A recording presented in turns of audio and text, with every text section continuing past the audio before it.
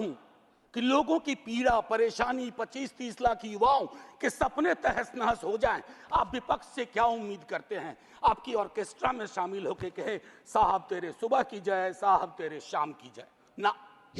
Election commission की credibility पे एक सर्वे हुआ, 28% लोगों का सिर्फ भरोसा है। इससे ज्यादा भरोसा तो पंचायत वेब सीरीज में फुलेरा के ग्राम प्रधान का है। लोगों को यह सोचना चाहिए। सर पूरे चुनाव बिहार में था, बिहार में हमें भले सीट कम आई हो, लेकिन बिहार के युवा से किसी भी जाति का हो पूछिए नौकरी, नौकरी मतलब तेजस्वी। हमने मयार बदला, वहां चिंतन बदल दी, धारा बदल दी। मत भूलो कि तुम मुसलमान हो, बस लोगों को छलावा देते रहो कि तुम मुसलमान नहीं हो, वरना मारे जाओगे। राह चलते ख्याल रखो कि कहीं तुम्हारी कमीज से मुसलमान होने की बू तो नहीं आ रही। ख्याल रखो किसी से बहस करते हुए, कुछ बोलते हुए, कुछ करते हुए, यहां तक कि हंसते और रोते हुए भी कि कहीं तुम मुसलमान तो नहीं लग रहे हो, वरना मारे जाओगे। ये बात हमेशा याद रखो कि तुम एक मुसलमान हो और तुम मरोगे नहीं, एक दिन मारे जाओगे। इस देश को लील रही है, ताली बजा रहे हैं। 5 करोड़ पूंजीपति तरक्की कर रहे हैं, उसको देश की तरक्की मान रहे हैं। कभी उस युवा से पूछिए वो देश की तरक्की को कैसे देख रहा है, ऐसा जवाब देगा कि मुश्किल पड़ेगा हैंडल करना। स्पीक श्री मनोज कुमार झा, 15 मिनट। जी शुक्रिया, शुक्रिया वाइस चेयरमैन साहब, शुक्रिया तमाम सदस्यों का जो नए चुन के आए हैं, शुक्रिया इस मैंडेट का भी जिसने दोनों पक्षों को एक संदेश दिया है। सबका शुक्रिया अदा करते हुए मैं सबसे पहली चीज कहूंगा कि महामहिम के एड्रेस को अंग्रेजी में कहते हैं एड्रेस और हिंदी में कहते हैं अभिभाषण। मैंने बीते वीकेंड पर काफी सर्च किया कि अभी उपसर्ग लगाने के पीछे मंशा क्या होगी, तो जितने मुझे तत्व मिले उससे ये लगा कि कोई बहुत बड़ी चीज होती है।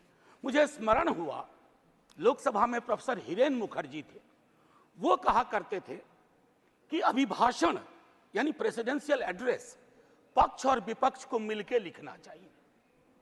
पक्ष सिर्फ अगर लिखता है, या उस वक्त कह रहे थे हिरेन मुखर्जी, तो कोशिश ये होती है कि दृष्टिहीनों को चश्मा पकड़ा दिया जाए।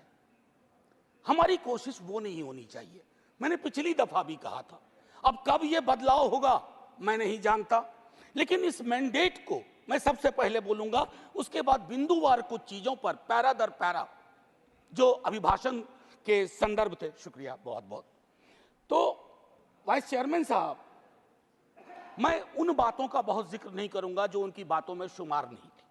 अब ये मैंडेट की बहुत चर्चा हो रही है, मैं नहीं जाना चाहता हूं। किसी ने कहा अब की बार फलाना पार चिलाना पार, हमने ये कहा, लेकिन मैंडेट दोनों के लिए एक बात कहता है।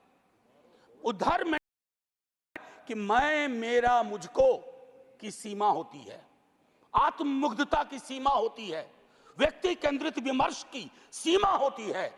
लोकतंत्र में सामूहिकता बहाल होनी चाहिए। और हमारे लिए संदेश है कि आपने जो कुछ किया शायद इनफ नहीं था। अगर हम किताब संविधान के हाथ में ले रहे हैं तो इसके पन्ना दर पन्ना, सफा दर सफा, हरफ दर हरफ हमको जीना पड़ेगा, लोगों को भरोसा दिलाना पड़ेगा। लेकिन हाँ, इस मैंडेट की कुछ खूबसूरत चीजें बता रहा हूं। लोकतंत्र में सामूहिकता बहाल हुई। मैंने बीते 10 वर्ष से कान तरस गए थे एनडीए सुनने को। बीते 1 महीना में इतनी बार एनडीए सुना, दिल को बहुत सुकून हुआ। यकीन मानिए, विपक्ष में है, शत्रु नहीं है, लेकिन व्यक्ति केंद्रित विमर्श से यह मैंडेट आपको भी बाहर ले आया, वो बेहद आवश्यक था। दूसरी चीज कहूंगा, हल्के लाइटर टोन में, अचानक मुझे लग रहा है कि हमारे प्रिय रक्षा मंत्री जी की जबरदस्त वापसी हुई है। हर मोर्चे पे वो हैं। इससे बात करनी है तो रक्षा मंत्री जी, उससे बात करनी है तो रक्षा मंत्री जी। ये सुखद संकेत है, ये सुखद संकेत है इस लोकतंत्र के लिए।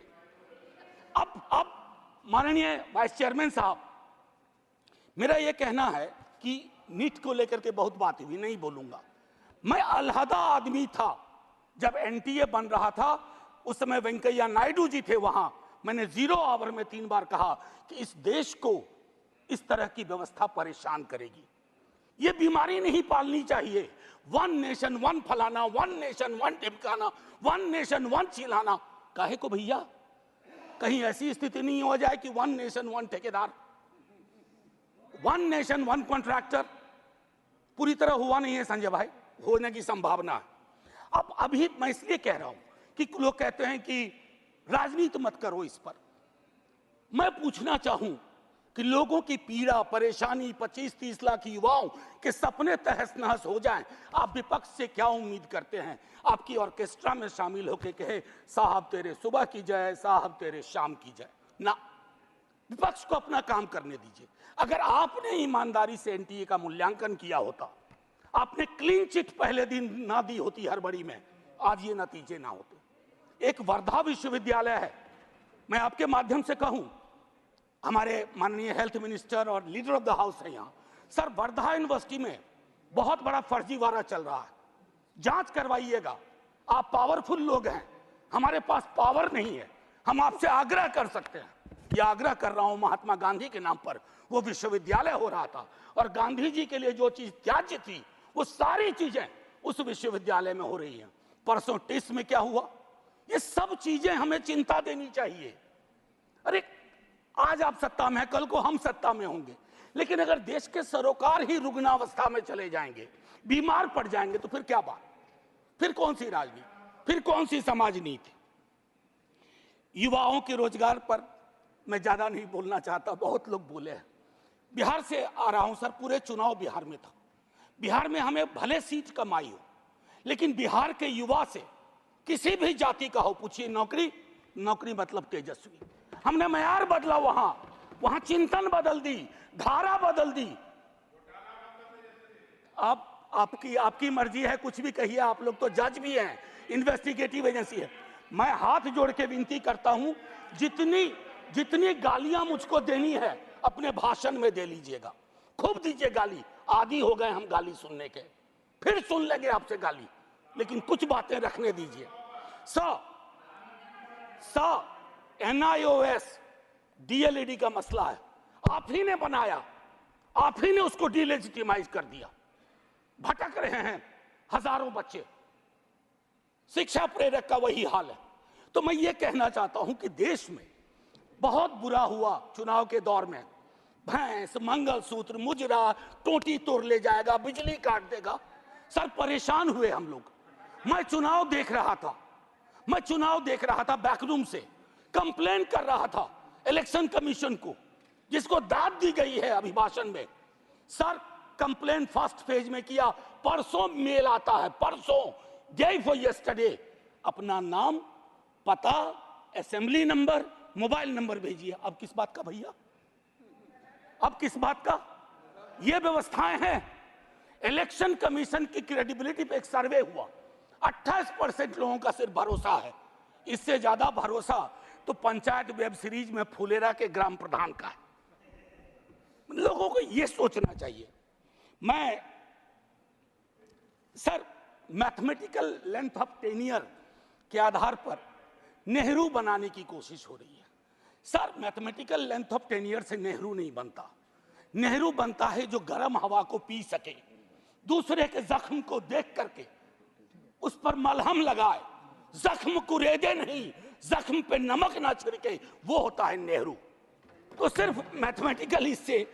अब सर, आपको एक छोटी चीज बताऊं, जातिगत जनगणना की मांग की थी, हमारे जदयू के साथी लोग भी थे, अभी हैं मंत्री जी प्रणाम, हमारे जदयू के साथी लोग भी थे। नीतीश जी, तेजस्वी जी ने मिलकर सर्वेक्षण कराया।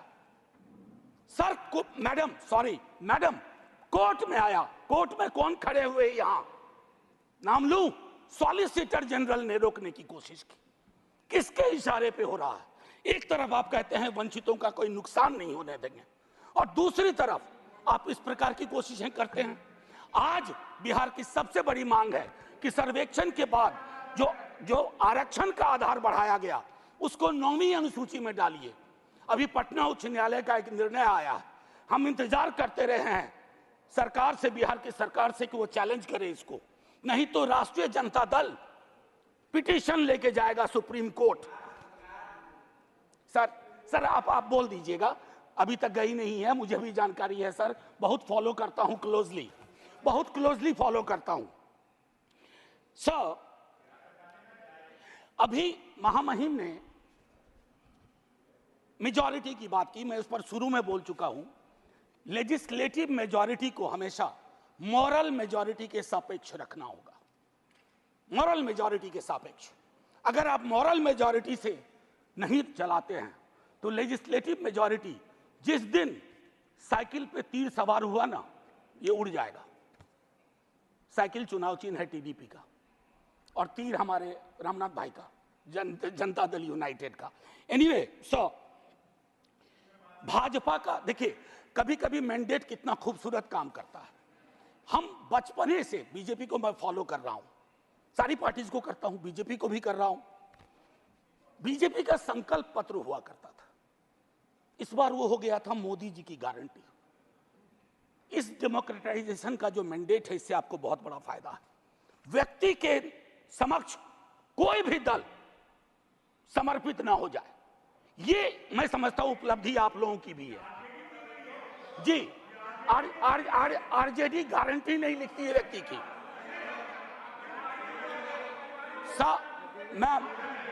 Ma'am protect me, I need your protection. Ma'am chairperson, I have 15 minutes. आप Would you care to sit down, sir? आप जरा बीच में मत बोलिए। ये तरीका नहीं है sir, leader of the house ऐसे चलेगा? आप बीच में मत बोलिए प्लीज। मैम कभी किसी को टोका टोकी नहीं करता हूं, सच चुभने लगता है सर। मैं फिफ्थ पैरा दिखाना चाहता हूं, प्रेसिडेंट के एड्रेस का फिफ्थ पैरा। इसमें कहते हैं ग्रोथ स्टोरी, अच्छा लगता है सुन के। What kind of growth? कैसी प्रगति, कैसा विकास? Joblessness, hopelessness, फेसलेसनेस। और आप चाहते हैं कि उस इकोनॉमिक प्रॉस्पेरिटी के पक्ष में हम ताली बजाएं। मैम मेरी ये किताब कॉन्स्टिट्यूशन संभवतः सबसे पहले मैंने ही दिखाना शुरू किया था। निर्मला जी नहीं है हमारी फाइनेंस मिनिस्टर, हर बजट के बाद में आर्टिकल 39 पढ़ता था। कॉन्सेंट्रेशन ऑफ वेल्थ, कोई ब्लूप्रिंट है कि आय की जो असमानता है इस देश को लील रही है? ताली बजा रहे हैं। 5 करोड़ पूंजीपति तरक्की कर रहे हैं, उसको देश की तरक्की मान रहे हैं? कभी उस युवा से पूछिए वो देश की तरक्की को कैसे देख रहा है, ऐसा जवाब देगा कि मुश्किल पड़ेगा हैंडल करना। मैम पैरा 16 में बाबा साहब को सिलेक्टिवली कोट किया गया। ये सिलेक्टिव कोट बड़ा परेशानी का चीज है कि आप किसी को सेमीकोलन के बाद कोट कर दें, उसके पहले की बात छोड़ दें। ये इसको हम लोग की भाषा में एकेडमिक्स में कहते हैं ऑलमोस्ट अकिन टू प्लेजरिज्म, वो किया गया। अब प्रधानमंत्री जी ने चुनाव के वक्त कहा कि एक ही जाति है, वह है गरीबी। सुनने में शायराना लगता है, खूबसूरत लगता है, फिल्मी लगता है, लेकिन ऐसा क्यों है कि जातिगत हिरार्की में नीचे जाते हैं तो गरीबी बढ़ती है, ऊपर जाते हैं तो गरीबी घटती जाती है। अब मैं समझता हूं कि ये एनएफएस, नॉन फाउंड सूटेबल, ये चिंता का विषय है सबको। अभी अनुप्रिया पटेल जी को चिट्ठी लिखनी पड़ी है। मैं बताऊं, ये एक मानसिक रोग है जो नॉन फाउंड सूटेबल करता है विश्वविद्यालयों में। इस मानसिक रोग से डील नहीं किया ना तो हमारी कथनी और करनी में मीलों का फासला होगा। कहा गया पहले की कुछ सरकार अनस्टेबल थी, लेकिन अगर आप प्रो पीपल लेजिस्लेशन का विश्लेषण करें तो सबसे ज्यादा खूबसूरत क्षण सो कॉल्ड कोalition गवर्नमेंट में आई है। और मुझे उम्मीद है कि आपकी इस कोalition गवर्नमेंट को भी उस प्रेशर को समझते हुए प्रो पीपल लेजिस्लेशन पे काम करना पड़ेगा। टू बिगिन विथ अग्निवीर को सेना में भर्ती को पुरानी तरीके पर लाइए ताकि युवाओं के साथ न्याय हो पाए। मैम वो मैं बोल चुका हूं, भारतीय न्याय संहिता आज से लागू हो गई, लेकिन हमें याद रखना चाहिए 150 सांसदों के निलंबन के साथ ये पास हुआ है। इसमें कोई चर्चा नहीं हुई, कोई चर्चा नहीं हुई। ये एक कदम है पुलिस स्टेट की ओर, एक ऑर्वेलियन स्टेट की ओर। इससे मैं आगाह करता हूं, क्योंकि हमेशा आप वहां नहीं होंगे। जब यहां होंगे तो यही दंड प्रावधान लागू होंगे। मैं और सुनिए, पैरा